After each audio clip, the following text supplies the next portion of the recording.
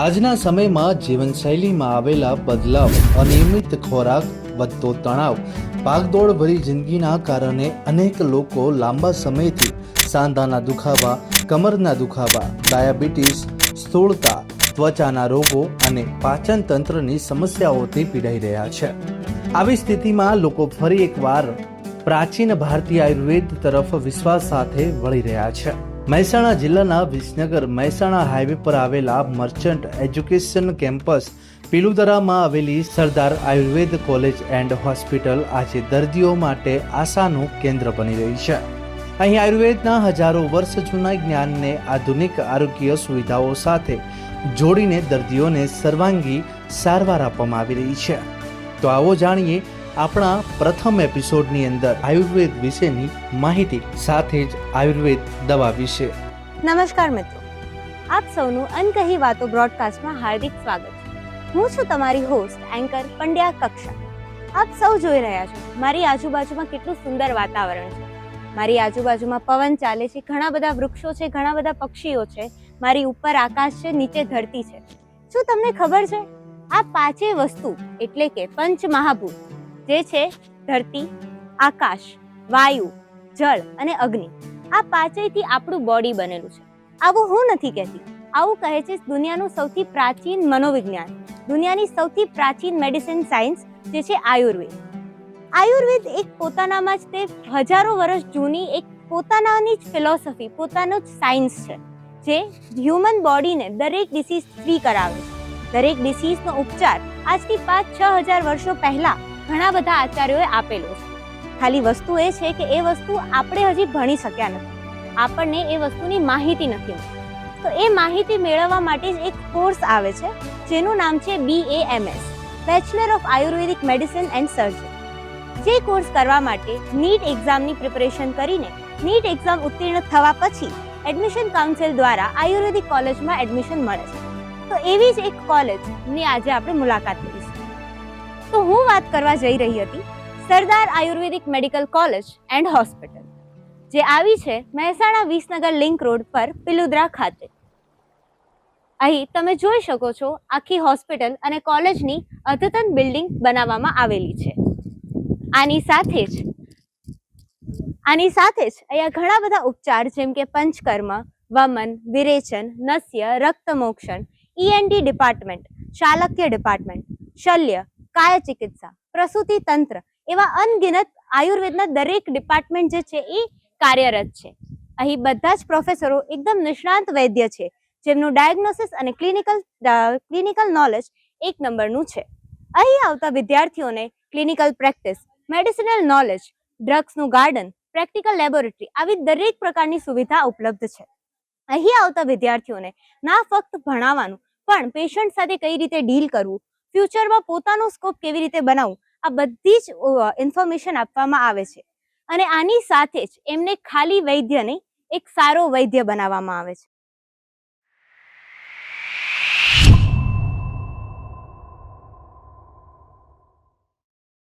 તો અહીં હું ઇન્વાઇટ કરવા માંગીશ ડોક્ટર રિદ્ધિ મહેતાને આપણો બ્રોડકાસ્ટ આગળ ચલાવવા માટે. Good afternoon ma'am. Good afternoon. અનકહી વાતોમાં તમારું હાર્દિક સ્વાગત છે. થેન્ક યુ મેમ, આપ આપનો પરિચય કહેશો? નમસ્તે, my self doctor Riddhi Mehta. હું છેલ્લા 2.5 વર્ષથી સરદાર આયુર્વેદ કોલેજ અને હોસ્પિટલ ખાતે અસિસ્ટન્ટ પ્રોફેસર તરીકે ફરજ બજાવું છું. બરાબર. મેમ, સરદાર આયુર્વેદિક હોસ્પિટલ ચાલુ ક્યારે થયું અને આની પાછળનો હેતુ શું હતો? સરદાર આયુર્વેદ હોસ્પિટલની શરૂઆત થઈ 2021માં. એની પાછળનો મેઇન હેતુ એ જ હતો કે આપણે વધારેમાં વધારે લોકો સુધી આયુર્વેદિકની સારવાર તદ્દન વિના મૂલ્યે ફ્રી કોસ્ટ સુધી પહોંચાડી શકીએ. હજુ બી આપણે જોઈએ છીએ કે સોસાયટીમાં લોકોને હજુ આયુર્વેદ વિશે અમુક મિથ છે કે આવું છે ને આ છે, એટલે એ બધી વસ્તુઓ પણ ધીરે ધીરે લોકોને અમે જાગૃત કરીએ છીએ. અહીંયા ખાલી પેશન્ટને ટ્રીટ કરવો એ ગોલ નથી, પેશન્ટ એજ્યુકેટ થઈને જવું જોઈએ. સરદાર આયુર્વેદ કોલેજ હોસ્પિટલ અને કોલેજ બંનેનો ગોલ છે. તો મેમ, આ હોસ્પિટલની વિશેષતા શું છે? આ હોસ્પિટલમાં આયુર્વેદના બધા જ વિષયો અમે કવર કરી લીધા છે. જેમ કે આયુર્વેદના ક્લિનિકલ સબ્જેક્ટ છે કાય ચિકિત્સા, પંચકર્મ, ચાલક્ય તંત્ર, બાળરોગ, સ્ત્રી રોગ, આંખ, નાક, ગળા, દરેક વિષયના તજજ્ઞ વૈદ્યો આપણી જોડે અહીંયા અવેલેબલ છે. અને સૌથી ખાસ વસ્તુ એ છે કે અહીંયા દરેક સારવાર, દરેક રોગની સારવાર તદ્દન ફ્રી, વિના મૂલ્યે કરવામાં આવે છે. આજુબાજુના ઘણા ગામના લોકોને આજ સુધી અમે બેનિફિટ્સ આપ્યા છે અને બહુ જ પોઝિટિવ રિઝલ્ટ પણ મળ્યા છે અને લોકો આયુર્વેદ તરફ પણ વળ્યા છે. અહીં દર્દીઓને કઈ કઈ સુવિધા આપવામાં આવે છે? અહીંયા દર્દીઓ નહીં, આપણે એવું નહીં કહી શકીએ કે ખાલી દર્દીઓને જ સુવિધા આપવામાં આવે છે, કેમ કે આયુર્વેદનો મેઇન ગોલ છે, તમને ખબર જ હશે કે ખાલી દર્દીઓને જ સારવાર આપવી આપણો ગોલ નથી, પરંતુ સ્વસ્થ વ્યક્તિને પણ સ્વસ્થ રાખવું એ આપણો ગોલ છે. તો અહીંયા હેલ્ધી લોકો પણ આવે છે કે જેમને લાઈફ ટાઈમ લોંગ સુધી પોતાની હેલ્થને મેન્ટેન કરવી છે. તો અહીંયા દર્દીઓને પંચકર્મની પૂરી સુવિધા મળે છે, જ્યાં માલિક, શેખ, બસ્તી, રક્તમોક્ષણ, નશ્ય જેટલા બી પંચકર્મના બધા કર્મ છે કરી આપવામાં આવે છે. જેમ બાળ રોગ છે તો બાળ રોગમાં દરેક બાળકો માટે એવરી મંથ પુષ્ય નક્ષત્રના દિવસે ફ્રી સુવર્ણપ્રાશન કેમ્પ હોય છે. જેમ સ્ત્રી રોગ છે તો સ્ત્રી રોગમાં અત્યારની ઘણી બધી યંગ ગર્લ્સને પીસીઓડી જેવા પ્રોબ્લેમ્સ હોય છે અને જે આપણે જોતા હોઈએ છીએ, તો એના વિશે એમને જાગૃત કરવા, એમની લાઈફસ્ટાઈલ કઈ રીતે બદલવી.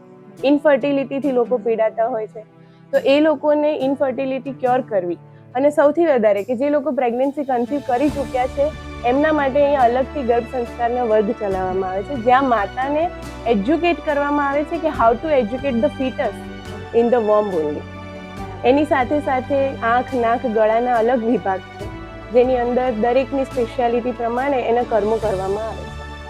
મેમ, આજકાલની જનરેશન સ્પેશિયલી જેન ઝીમાં ઇન્સ્ટાગ્રામનો ક્રેઝ બહુ વધી ગયો છે અને હવે ઇન્સ્ટાગ્રામ થ્રુ લોકોને આયુર્વેદ વિશે બધા લોકો બહુ જ ઇન્ફ્લુઅન્સ થઈ રહ્યા છે. તો તમે જ્યારે યુજી કરતા હતા, આઈ ગેસ ત્યારે આયુર્વેદનું આટલું બધું કે ને ફુગાવો નહોતો અને હવે વધી ગયો છે. તો તમને શું લાગે છે આનું કારણ શું હોઈ શકે?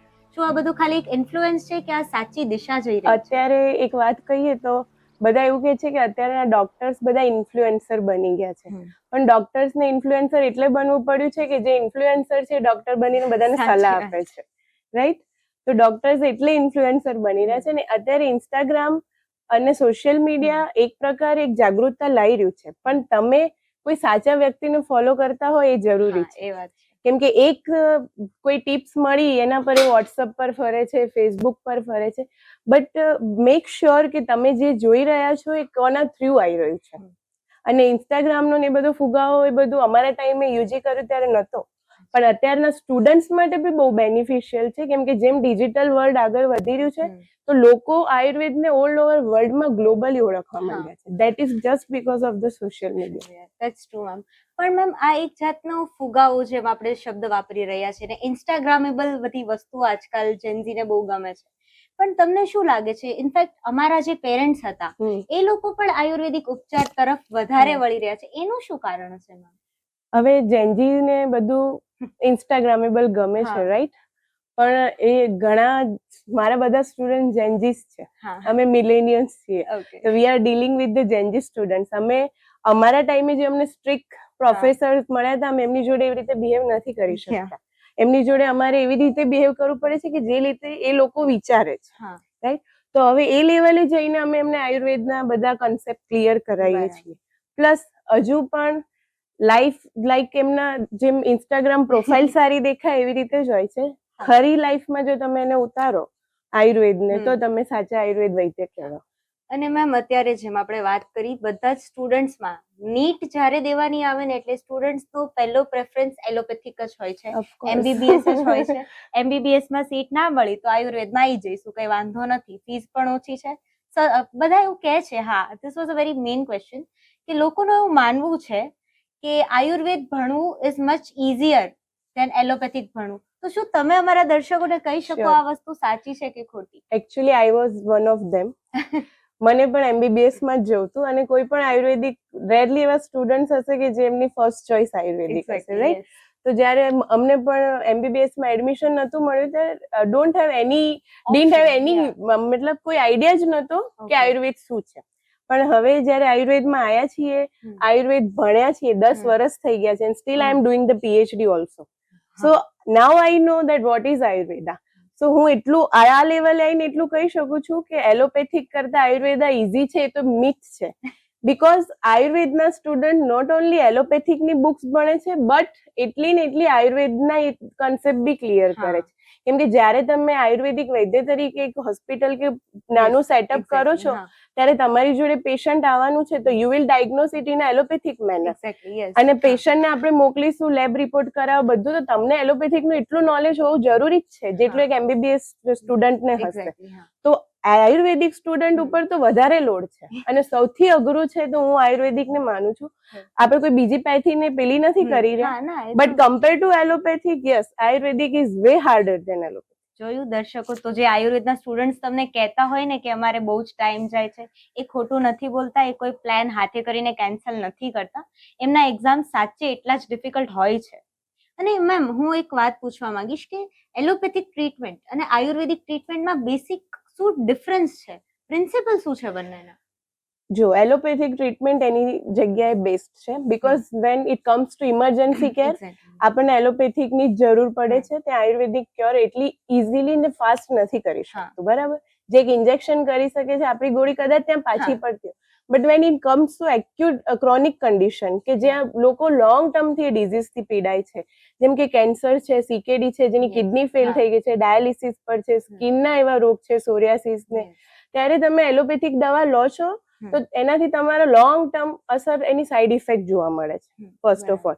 અને સેકન્ડ વસ્તુ એ છે કે આયુર્વેદિકમાં અમારી જોડે કોઈ પેશન્ટ આવે છે તો અમે જસ્ટ મેડિસિન આપીને એને નથી મોકલતા. એની સાથે પથ્ય અપથ્ય, શું ખાવાનું છે, શું નથી ખાવાનું, યોગા કયા કરવાના છે, આસન કયા નથી કરવાના, A to Z એક આયુર્વેદિક ડોક્ટર એને સમજાવતું હોય છે. એટલે મેં પહેલા બી કહ્યું કે we only not treating the patient, we are educating the patient. તો આ ફરક છે એલોપેથિક અને આયુર્વેદિકમાં. અને હા, આ પણ મિથ છે કે આયુર્વેદિક દવાઓનું કોઈ સાઈડ ઇફેક્ટ હોતું નથી. બિંગ અ રસશાસ્ત્ર પ્રોફેસર, આઈ નો કે there is a multiple side effect of Ayurveda, but એને તમે પ્રોપર માર્ગદર્શન હેઠળ એક તજજ્ઞ વૈદ્યની અંદર પ્રોપર તમે ડાયટ ને બધું ફોલો કરીને પ્રોપર ડોઝમાં અગર લેવામાં આવે તો એનો કોઈ વાંધો નથી. એટલે આ લોકોને મનમાં એવું હોય છે આયુર્વેદિક દવાઓ લઈ જઈએ, પણ એની કોઈ સાઈડ ઇફેક્ટ હોતી નથી અને જલ્દી અસર નથી કરતું, એ પણ બધાને હોય છે.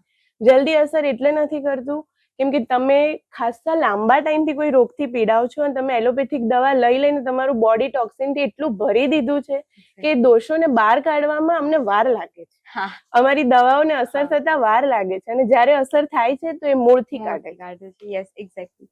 મેમ, હવે કેવા હોય, કોઈ પણ ફ્રેન્ડ્સ ગ્રુપ હોય ને, જેમ આપણે પહેલા વાત થઈ કે નીટમાં ફાટા પડી ગયા હોય, તો બની શકે કે મારા બે ફ્રેન્ડ્સ છે ને MBBS કરતા હશે ને હું અહીંયા BAMS કરું છું, તો એ લોકો મને કહેશે કે ચલ તારી જડીબુટીને હું એક ટ્રાય આપું. મેં એમને દવાઓ આપી, કોઈ પણ આયુર્વેદિક દવા પ્રેક્ટિશનરે એમને દવાઓ આપી, પણ એની સાથે જે આપણે વાત કરી કે પથ્ય અપથ્ય છે, આહાર વિહાર છે, યોગા છે, એ બધું જ્યારે કહીએ ને એટલે પેશન્ટ 4 ડગલા પાછું પડી જાય. તો તમને શું લાગે છે કે ઈ પેશન્ટને પાછા ખેંચવા આયુર્વેદ તરફ આયુર્વેદના સ્ટુડન્ટ્સ અને ડોક્ટરોએ શું કરવું જોઈએ?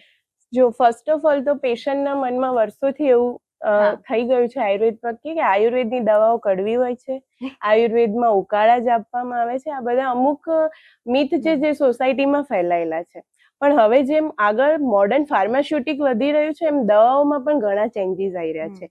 જેમ આયુર્વેદિક દવાઓની પેલેટેબિલિટી જે આપણને કડવી લાગે છે એમાં હવે કોટિંગ કેપ્સ્યુલ આવવા માંડ્યા છે, એના ઉકાળાના હવે રેડીમેડ સિરપ મળે છે, બરાબર? એવા ઘણા આયુર્વેદિકના પંચકર્મ પ્રોસિજર પણ એવા છે કે જેમાં we are using the modern techniques, but આપણા રૂટ જે ક્લાસિકલ છે અમે એને પકડી રાખ્યા છે, બરાબર? તો being an Ayurveda student or being a vaidya, આપણી એટલી ફરજ બને છે કે આપણે પેશન્ટને ઓલ ઓવર જે હકીકત છે એ બતાવીએ કે આવું ના કરવાથી શું થાય છે, આ કરવાથી શું ફાયદા છે, એને આખી ડિટેલમાં એ પિક્ચર એનામાં ક્રિએટ કરીએ તો પેશન્ટ 100% જાગૃત થશે અને એ બાજુ વળશે જ.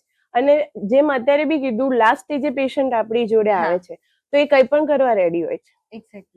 અને જ્યારે કેન્સરના પેશન્ટ તમે જોવો છો તો એ કીમો અને રેડિયોથી એમની ઇમ્યુનિટી સાવ સપ્રેસ થઈ ગઈ હોય છે. તો જ્યારે આયુર્વેદિક દવા લે છે અને એને ફરક દેખાય છે તો ડેફિનેટલી આપણું કહેલું પથ્ય અપથ્ય માને છે. તો એવી જ રીતે દરેક પેશન્ટમાં છે કે કન્વિન્સિંગ પાવર એક વૈદ્ય અને BMS સ્ટુડન્ટ જોડે હોવો જોઈએ, પણ પહેલા એના માટે આપણને ખુદને આયુર્વેદ પર વિશ્વાસ હોવો જોઈએ તો આપણે બીજાને બિલીવ કરી શકીએ. એક્ઝેક્ટલી. અને મેમ, અત્યારે અમારા પ્રોફેસર્સ પણ અમને કહેતા હોય છે અને ઘણી બધી જગ્યાએ સેમિનાર્સમાં પણ એવું બોલવામાં આવે છે કે અત્યારે જે આપણે ભણીએ છીએ એ આયુર્વેદનું હજી 20% પણ નથી. તો જે અનડિસ્કવર્ડ આયુર્વેદ છે, તો શું તમને લાગે છે કે અમારી જનરેશનના જે જેન્ઝી ડોક્ટર્સ છે એ અમારે લોકોએ ડીકોડ કરવું જોઈએ, કારણ કે અમે લોકો ટુ બી વેરી ઓનેસ્ટ અમે સુપરફિશિયલ ભણવા વાળા લોકો છે. અમને જે પ્રોફેસર ભણાવે છે એમાં બી અમે 5 માર્કના ક્વેશ્ચન આવતા હોય ને તો જ કરીએ, 10 માર્કના આવતા હશે ને તો જ કરશે. જો માની લો એ ટોપિકમાંથી MCQ હશે ને તો એ સ્ટુડન્ટ યુઝ્યુઅલી સ્કીપ કરી દેશે. પણ તમને શું લાગે છે કે do Gen Z have that power? Gen Z have all the power. I do believe that they can change the world if they want to. Exactly. Okay. But the generation difference is totally there. જે time અમે જે reference book હતી, જે આપણા આચાર્યો સંહિતાઓ કહીને ગયા હતા, એ અમે ઓરિજિનલી રેફર કરતા હતા. અત્યારના ટાઈમમાં BMS સ્ટુડન્ટ જોડે રેડી ટુ પ્રિન્ટ આખા સિલેબસના ફર્સ્ટ પોઈન્ટ થી લાસ્ટ પોઈન્ટ બધી જ બુક છે. આ બધું પાસ થવા માટે જરૂરી છે, no doubt. But after 5.5 years તમે બહાર નીકળો છો, બિંગ આયુર્વેદિક ડોક્ટર બનો છો, ત્યારે જો તમારા clinical concept, practical concept clear નહીં હોય તો તમે આ જે બધા રિઝલ્ટ લાયેલા છે કોઈ કામના છે નહીં. તમે એક પેશન્ટ સાજુ કરી શકો, એને પૂરેપૂરું ડિઝીઝ મુક્ત કરી શકો, તો એના માટે તમારે જરૂર છે કે તમે સંહિતાઓમાં જાઓ અને કન્સેપ્ટને જોવો. કેમ કે એ નહીં સમજો તો ત્યાં સુધી તમે કોઈ પેશન્ટના ડિઝીઝ ક્યોર, અને એવું જરૂરી પણ નથી કે જે લોકો ભણવામાં હોશિયાર છે એ બહાર જઈને ક્લિનિકલ સારું હોય, અને એ પણ જરૂરી નથી કે જેનું ભણવામાં ડબ્બા જેવા છે એ બહાર જઈને કશું નહીં કરી શકે. આજે મારા બેચમાં ઘણા એવા છે બેચમેટ્સ કે જે લોકો અમે ભણતા હતા ત્યારે રિઝલ્ટ એમના સારા નથી, પણ આજની તારીખમાં એ સિટીમાં નંબર 1 આયુર્વેદિક ક્લિનિક ચાલે છે. તો આ વસ્તુ અલગ છે. અને તમે તો જેનજી જનરેશન છો, જે ચાહો જો અગર મનમાં ધારી લો તો કરી જ શકો. તો I must tell you all the student કે you must go through all the concept of Ayurveda. Just exam oriented preparation ના કરવી જોઈએ. અને મેમ આપણે હવે આયુર્વેદની એટલી વાત કરી તો ઘણા બધા એવા ક્રોનિક કેસીસ, જેમ તમે મને કહ્યું કે ઘણા બધા ક્રોનિક કેસીસમાં છે ને લોકો સામેથી આયુર્વેદમાં આવે છે, પણ એ બધા કેસીસ કેવા હોય કે પહેલા 7-8 એલોપેથિક ડોક્ટર પાસે જઈને આવ્યા હોય, સ્ટીરોઇડ્સ ભરેલા હોય, પછી અમારી જોડે આવે. અને ત્યારે સ્પેશિયલી જે સ્ટુડન્ટ્સ જે ઇન્ટર્ન્સ હોય એ લોકો, ઓફકોર્સ વસ્તુ છે કે એ પેશન્ટમાં રિઝલ્ટ નહીં મળે આપણને ઓન ધ સ્પોટ, કે 3-4 મહિનામાં નહીં ઇટ વિલ ટેક ટાઈમ. ત્યારે સ્ટુડન્ટ્સને 2 સેકન્ડ માટે એક ડાઉટ આવી જાય છે કે શું અમે આ જે 4.5 વર્ષ ભણ્યા એ બધું ખોટું હતું, કે શું એ વસ્તુ કઈ ઇફેક્ટ તો આવતી નથી. ત્યાં સ્ટુડન્ટનો કોન્ફિડન્સ જે છે ને એ થોડુંક પડે છે. આમાં તમે શું કહેવા માંગો છો? આમાં હું એટલું જ કહીશ કે આયુર્વેદ આપણને બધું શીખવાડે છે, એની સાથે એક ખાસ વસ્તુ દરેક આયુર્વેદ સ્ટુડન્ટ જોડે હોવી જોઈએ, જે છે પેશન્સ.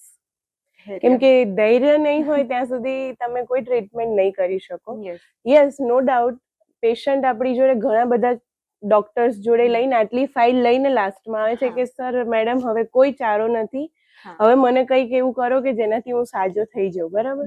તો મેં મારી લાઈફમાં એવા ઘણા પેશન્ટ્સ જોયા છે કે ફોર એક્ઝામ્પલ આપણે કેન્સરના પેશન્ટની વાત કરીએ. હવે કેન્સરના પેશન્ટના કેન્સરના કોષો કેવા હોય છે કે જો એ જે સેલ એ જે જગ્યાએ થયા છે ત્યાંથી ડિવાઈડ થઈને બીજે જાય છે, મેટાસ્ટેસિસ થઈ જાય છે.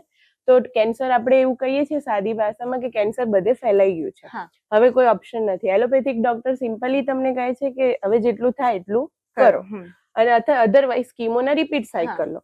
તો કીમોમાં તો બેડ સેલ ગુડ સેલ બંને જાય છે, પેશન્ટ ઓલરેડી ઇમ્યુનો સપ્રેસ થઈ જાય છે. આપણી જોડે પેશન્ટ ઓલરેડી બહુ વર્સ્ટ કન્ડિશનમાં આવ્યું છે કે આપણે હવે એને કઈ રીતે સાજું કરું. ત્યારે તમારે 0 થી શરૂઆત કરવાની છે. પેશન્ટની પહેલા તો જે આપણે રોગી પરીક્ષાઓ કીધેલી છે બધું જોવો, એની પ્રકૃતિ અસેસ કરો, એના પ્રમાણે ધીરે ધીરે એનો આખો ટ્રીટમેન્ટ પ્રોટોકોલ બનાવો. એવું જરૂરી નથી કે એક રોગનો પ્રોટોકોલ સેમ જ હોય, પેશન્ટ વાઇઝ તમારો પ્રોટોકોલ ચેન્જ થાય છે.